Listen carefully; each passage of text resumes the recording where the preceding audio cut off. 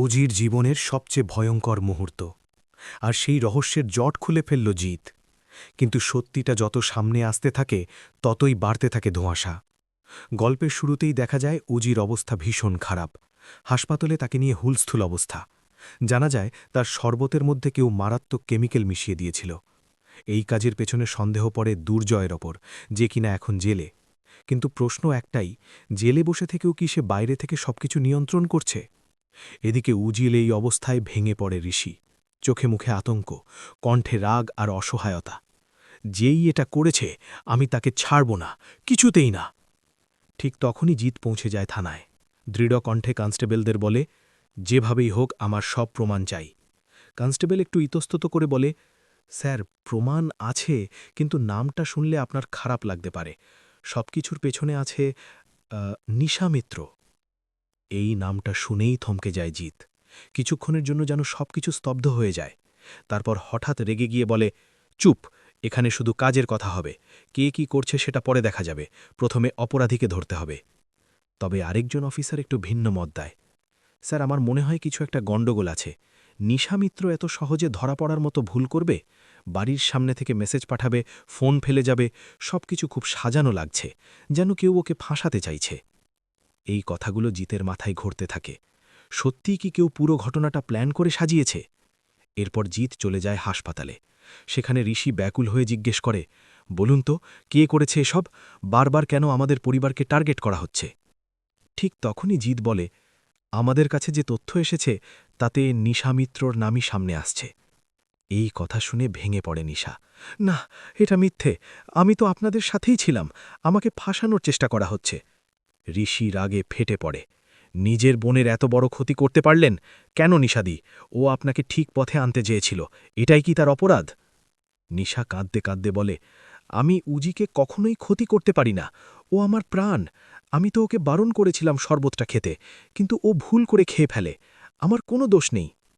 পরিস্থিতি আরও উত্তপ্ত হয়ে ওঠে। তখন জিত সবাইকে থামিয়ে বলে, এইভাবে ঝগড়া করে কোনো লাভ নেই, আমাদের ঠান্ডা মাথায় ভাবতে হবে, সত্যিটা খুঁজে বের করতেই হবে। ঠিক তখনই ডাক্তার বাইরে আসে। সবাই দৌড়ে যায় তার কাছে। ডাক্তার গম্ভীর মুখে বলে, পেশেন্টের অবস্থা খুব একটা ভালো না। শরবতে এমন কেমিক্যাল ছিল যা ওনার ভোকাল কর্ডে মারাত্মক প্রভাব ফেলেছে। উনি হয়তো আর কখনো কথা বলতে পারবেন না। এই কথা শুনে যেন ভেঙে পড়ে ঋষির দুনিয়া। চোখ ভরে যায় পানিতে, কি করবে বুঝে উঠতে পারে না। ডাক্তার শান্তভাবে বলে, দয়া করে শান্ত থাকুন, এখন ওনার বিশ্রাম খুব দরকার। জিতও বলে, ঋষিবাবু, দয়া করে নিজেকে সামলান, আমরা আছি, উজি সুস্থ হবে। নিশাও চোখ মুছে বলে, আমি দেখতে চাই কে আমার বোনের এমন অবস্থা করেছে, আমি তাকে ছাড়ব না।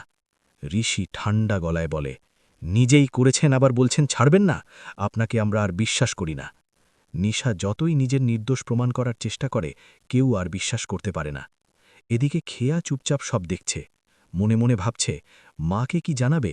শোভাদেবী যদি সব জানতে পারেন তাহলে ভেঙে পড়বেন, তাই সে চুপ করে থাকে। কিছুক্ষণ পর জিত বলে, তদন্ত চলছে, খুব তাড়াতাড়ি আমরা আসল অপরাধীকে খুঁজে বের করব। এরপর দেখা যায় উজির জ্ঞান ফিরেছে। সে কিছু বলতে চায়, কিন্তু গলা দিয়ে কোনো শব্দ বের হয় না। তবুও সে লড়াই চালিয়ে যাচ্ছে। অন্যদিকে জিতের মনে একটাই প্রতিজ্ঞা, যে এটা করেছে তাকে আমি ছাড়ব না, শাস্তি পেতেই হবে। এরই মাঝে ঋষি সিদ্ধান্ত নেয়, নিশার সাথে আর কোনোদিন উজির দেখা হবে না। কিন্তু নিশা দৃঢ় কণ্ঠে বলে, ও আমার বোন, আমি ওর সাথে দেখা করবই, তুমি আটকাতে পারবে না। ঋষি রাগে বলে, যে নিজের বোনকে মারতে পারে তার সাথে আমি উজির দেখা হতে দেব না। তখন নিশা হুমকি দিয়ে বলে, আমাদের দুই বোনকে আলাদা করার ক্ষমতা কারোর নেই, আমি ওর সাথে দেখা করবই, দেখি তুমি কিভাবে আটকাও। এখন প্রশ্ন একটাই, নিশা কি সত্যিই দোষী, নাকি সে বড় কোনো ষড়যন্ত্রের শিকার? আর উজি কি কখনো সত্যিটা বলতে পারবে? জিতের মনে খটকা কিছুতেই দূর হচ্ছিল না, কারণ কনস্টেবলের দেওয়া নিশা মিত্রের বিরুদ্ধে প্রমাণগুলো বড্ড বেশি সাজানো ছিল। হাসপাতালের করিডরে যখন ঋষি আর নিশা একে অপরের দিকে অভিযোগের আঙুল তুলছিল, ঠিক তখনই জিত একটা ফোন পায় এবং তার মুখটা গম্ভীর হয়ে যায়। সে শটান আইসিইউ এর সামনে গিয়ে দাঁড়ায়, যেখানে উজি নিস্তেজ হয়ে শুয়ে আছে। জিত জানত যে এই ঘটনার পেছনে কোনো বড় ষড়যন্ত্র আছে, যা নিশা মিত্রের মতো কেউ একা করতে পারে না। সে নিঃশব্দে হাসপাতালের সিসিটিভি ফুটেজগুলো আবার পরীক্ষা করার নির্দেশ দেয় এবং নিজের সোর্স থেকে জানতে পারে যে ঘটনার দিন হাসপাতালের ভেতরে এক ছদ্মবেশী ওয়ার্ড বয়টে দেখা গিয়েছিল, যার চলাফেরা সাধারণ কর্মীদের মতো নয়। এদিকে ঋষি নিশার উপর চিৎকার করে বলে যে সে যেন আর কোনো দিন উজির সামনে না আসে, কারণ নিশা বারবার নিজেকে নির্দোষ দাবি করলেও পরিস্থিতির সবটা তার বিরুদ্ধেই যাচ্ছিল।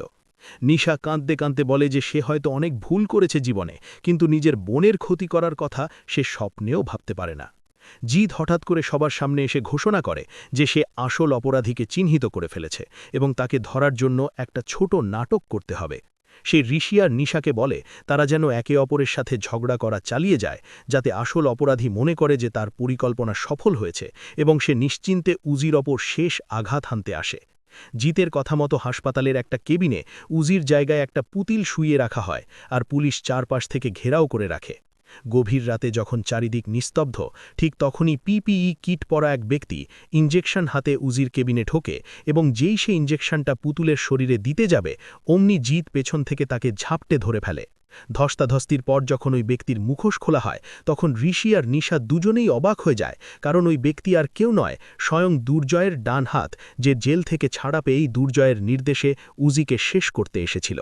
জিৎ হাসি মুখে বলে যে নিশামিত্রের নামটা আসলে দুর্জয় ব্যবহার করেছিল, যাতে ঋষির পরিবার নিজেদের মধ্যে লড়াই করে শেষ হয়ে যায় এবং নিশা ফেসে যায়, কারণ দুর্জয় জানত নিশার ওপর সবার সন্দেহ আগে থেকেই আছে। আসল সত্য সামনে আসায় ঋষি নিশার কাছে ক্ষমা চায়, কারণ সে অকারণে নিজের দিদির ওপর অবিশ্বাস করেছিল, আর নিশা কৃতজ্ঞ চোখে জিতের দিকে তাকিয়ে থাকে, কারণ জিত না থাকলে আজ সে শুধু জেল খাটত না, বরং নিজের বোনকেও চিরতরে হারিয়ে ফেলত। জিত অফিসার হিসেবে তার দায়িত্ব পালন করে দুর্জয়ের সাগরেদকে গ্রেপ্তার করে নিয়ে যায়, আর উজির চিকিৎসার জন্য সেরা ডাক্তারদের টিম গঠন করা হয়। কয়েকদিন পর উজির জ্ঞান ফেরে এবং সে দেখতে পায় তার পাশে ঋষি আর নিশা দুজনেই বসে আছে। নিশা উজির হাত ধরে প্রতিজ্ঞা করে যে সে এখন থেকে শুধুই সৎ পথে চলবে আর কোনোদিন ভুল পথে পা বাড়াবে না। এইভাবেই জিতের বুদ্ধিতে আর সাহসে আসল অপরাধী ধরা পড়ে এবং একটা সাজানো ষড়যন্ত্রের হাত থেকে ঋষির পরিবার রক্ষা পায়। উজি আস্তে আস্তে সুস্থ হতে শুরু করে, যদিও তার গলার স্বর ফিরতে কিছুটা সময় লাগবে বলে ডাক্তাররা জানায়, কিন্তু মনের জোর আর সবার ভালোবাসায় সে আবার আগের মতো হাসি খুশি হয়ে ওঠে। ঋষি জিতের হাত ধরে ধন্যবাদ জানায়, কারণ জিত শুধুমাত্র একজন পুলিশ অফিসার হিসেবে নয়, বরং পরিবারের বন্ধুর মতো পাশে দাঁড়িয়েছিল এবং প্রমাণ করে দিয়েছিল যে সত্যকে চাপা দেওয়া যায় না কোনোভাবেই। উজি কি আবার কথা বলতে পারবে? আপনি যদি চান উজি সুস্থ হয়ে উঠুক, তবে ভিডিওটিতে একটি লাইক দিন এবং সুস্থ উজি লিখে কমেন্ট করুন। পরের পর্বে ঋষি কি পারবে নিশাকে বাড়ি থেকে বের করে দিতে? আপনার অনুমান লিখে জানান।